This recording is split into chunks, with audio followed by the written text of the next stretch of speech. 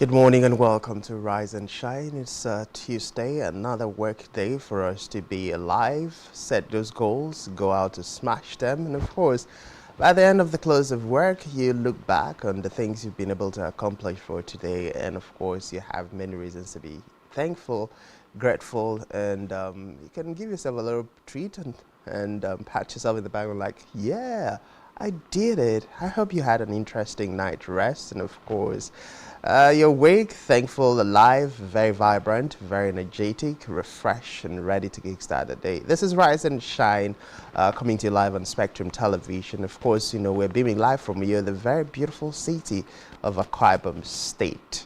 My name is Francis Oyima Edit, and I'm glad to welcome you on board today to discuss.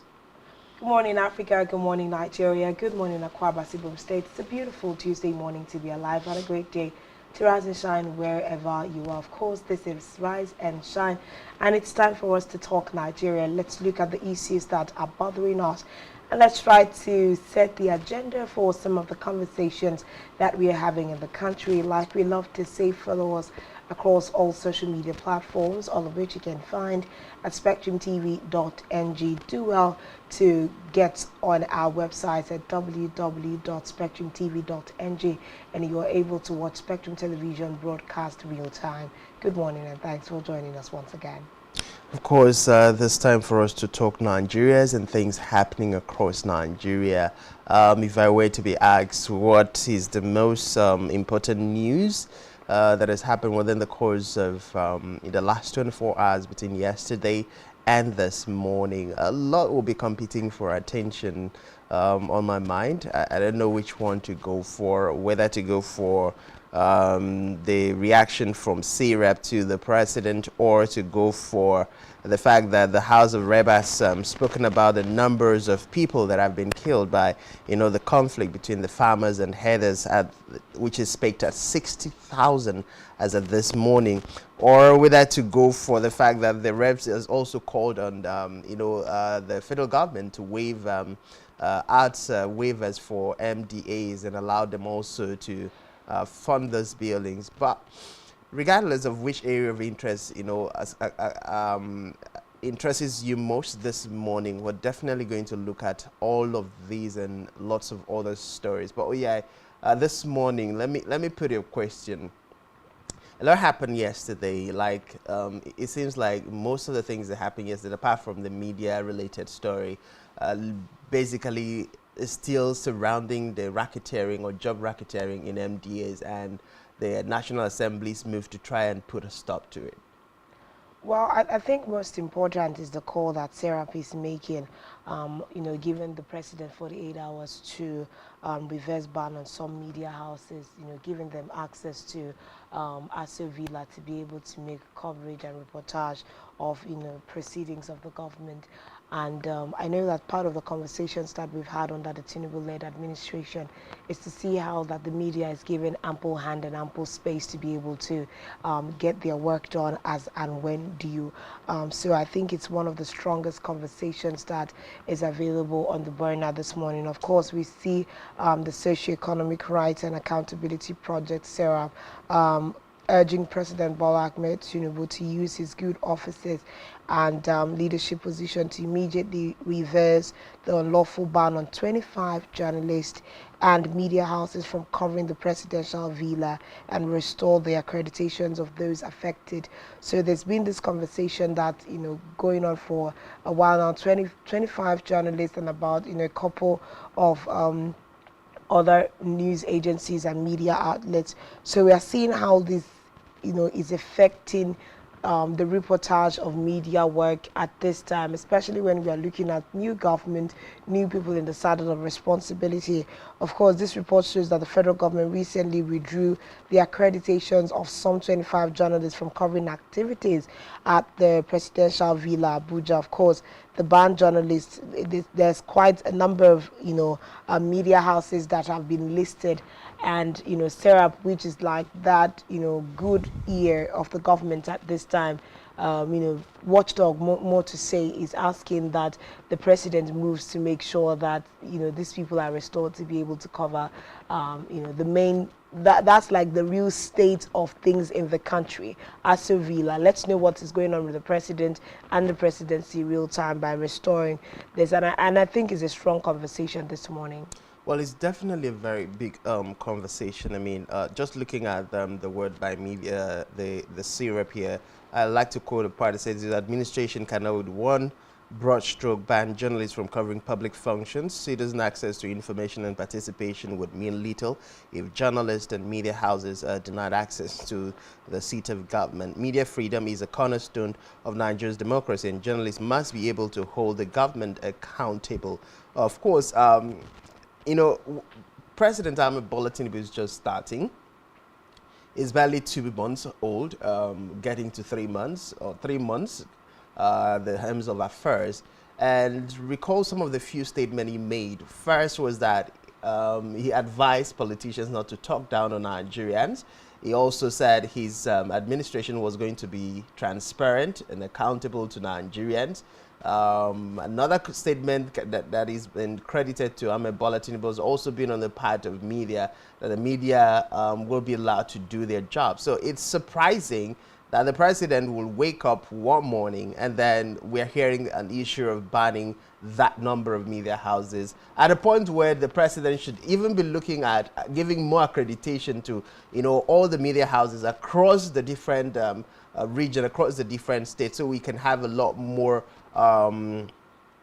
public, a lot more coverage in the parts of the media to real-time information. I know that just about a few weeks back, we saw a memo circulating on social media, purportedly from the office of the president of the federation, calling on media houses to collect around some kind of a convergence of all the heads of news organizations, media organizations, so that they can want access to information from the presidency directly. And then that move was purportedly aimed at removing, the bureaucratic necks or bureaucracy around getting access to the right information, and then preventing media organizations from just reporting things that are recycled, but rather making it directly. So if the target of the president was first to give access to direct information to avoid being misquoted,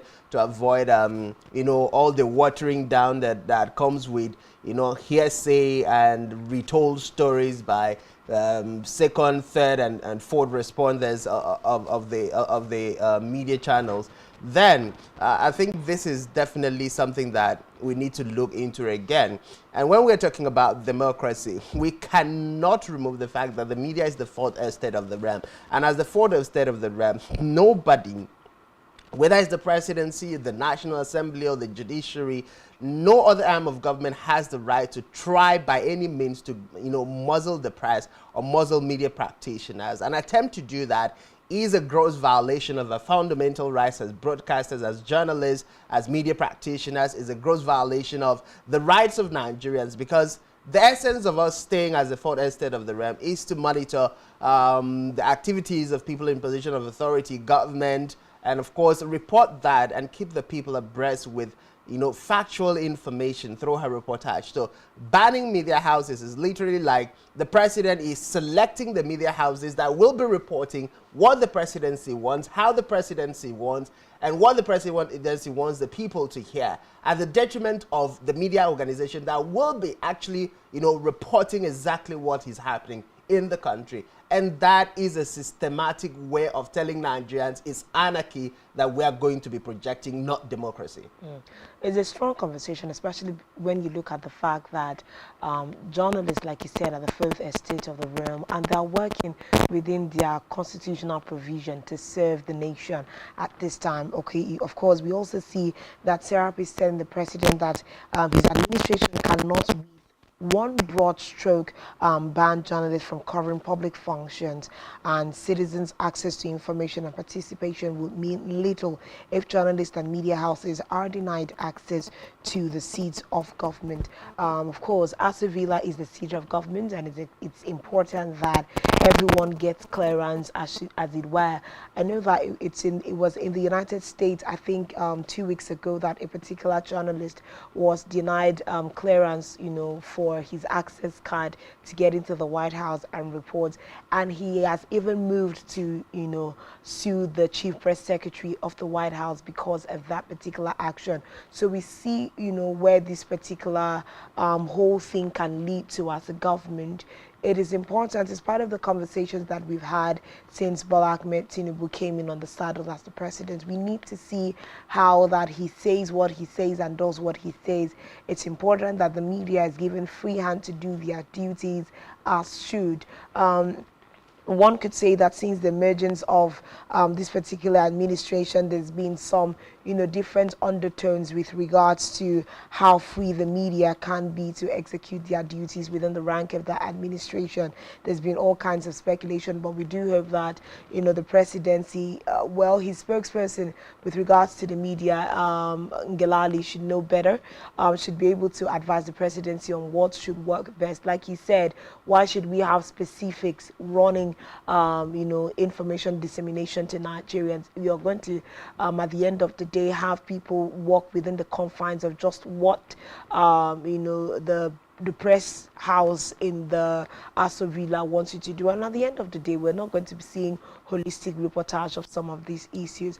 But of course, we need people to rise up. And thankfully, like I always like to say, thank you to Sarah for, wading into the situation like this. But we'll move on from that particular, okay. This is not just about, Syrup rising up. It's about time the media rises up in Nigeria. Good. And collaboratively, seek to ensure that everything about media freedom is as enshrined in the Constitution are being sorted out.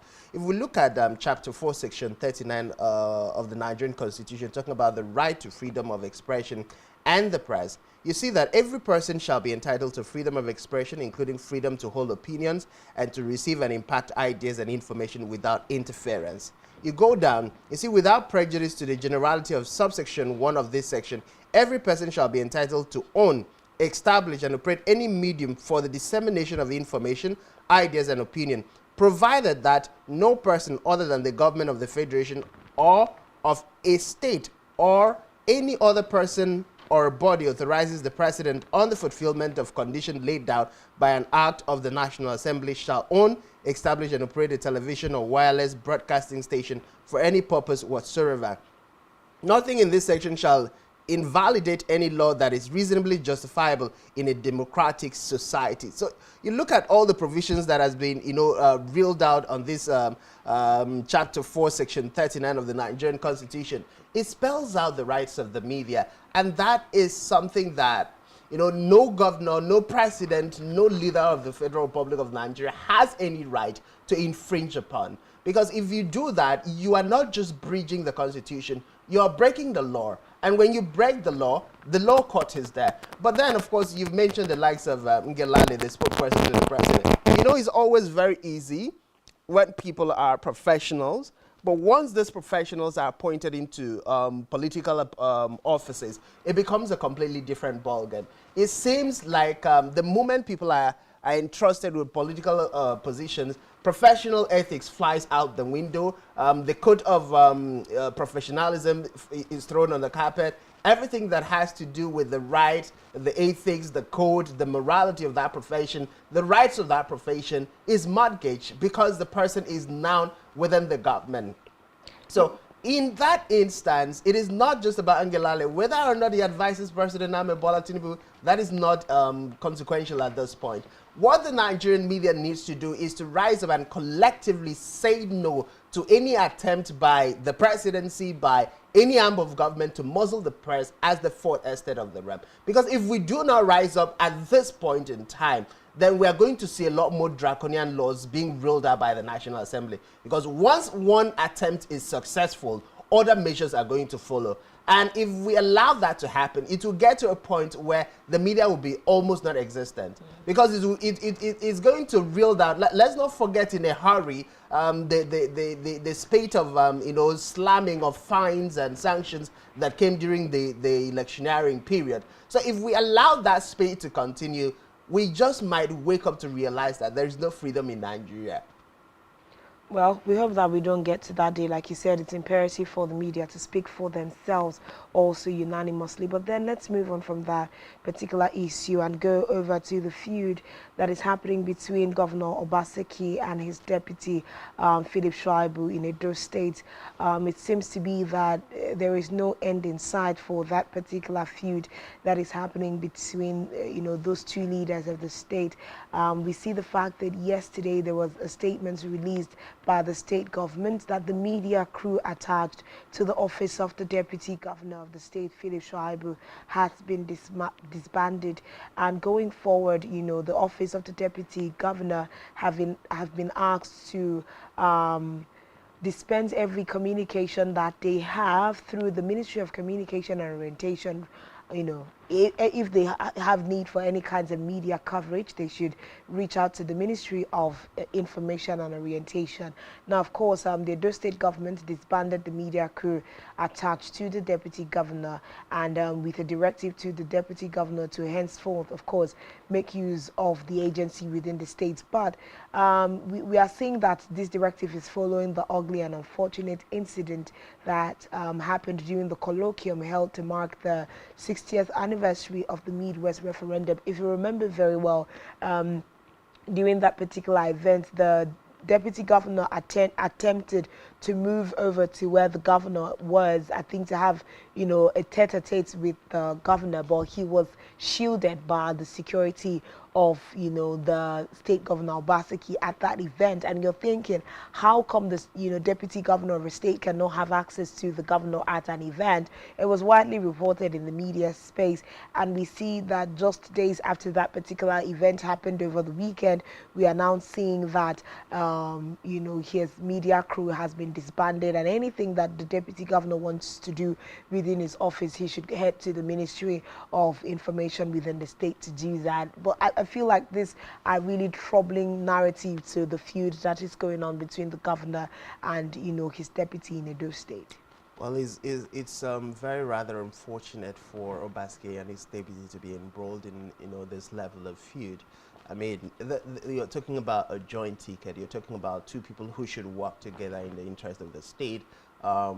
Many people have said this is basically a fight, a battle for some kind of supremacy, a battle for who is in charge and who isn't in charge, who should be the boss and who shouldn't be the boss, a battle for trying to shield a personal ego as against servicing the interests of the people. But sometimes this is why we are having conversations about the office of the deputy governor not being a spare tire kind of office, but being an office that is also well spelled out within the confines of the law, that we have a lot more authority also given to the deputy governors, so we can have some level of checks and balances right before or underneath the skin of the governors themselves. Because if we have state governors and their deputies who have strong opinions, whose provisions and their duties and responsibilities are well laid out within the Constitution. And of course, the state governors get to know that, yes, you ran a joint ticket, you have almost equal rights as the deputy governor has almost equal rights. Yes, you are the man at the helms of the affairs. The deputy governor is your running mate, but he also has his constitutional right. He also has his constitutional entitlement to the office of the governor. I think when we do that, we'll be able to, remove this kind of thing. But however we look at it, the feud between Obaseki and his deputy is definitely working against the interests of the state, and is not going to end anytime soon. Because if you're reducing the deputy governor to now run to the ministries that should be under him, to seek approval or to seek consent, to seek media coverage for things that is related to the office of the deputy governor, no individual in this country or outside the shores of this country would subscribe to being reduced, or his office being reduced, and unless the person doesn't know his job or doesn't know his work or doesn't know the guidelines of the office that is occupying. So it's not a feud that is going to end anytime soon, and Obaseki should rather than continue to fuel the feud, should be the leader that he was, elected to be, and find a way to settle whatever differences he has with his deputy,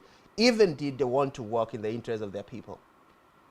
It's a problem. I know that part of the reasons why, the state government has given as to why they disbanded the media crew is that at the event over the weekend, they had some journalists attempting to barge into the event center in the name of there being the media crew of the deputy governor. And of course, this is said to have been contrary to the plans that was already made by the state government for that particular event. So as a result of saying, oh, we are we are journalists attached to the deputy governor, but the next day we're seeing that if there were any, media team ever constituted for the office of the deputy governor, Philip Shaibu, it has been disbanded. But of course, as expected, we are going to begin to see some back and forth with these kinds of things. I remember clearly that Philip Shaibu has said that he has no intention of, overrunning his his principal being Governor Obaseki at this time. So let's just see how even the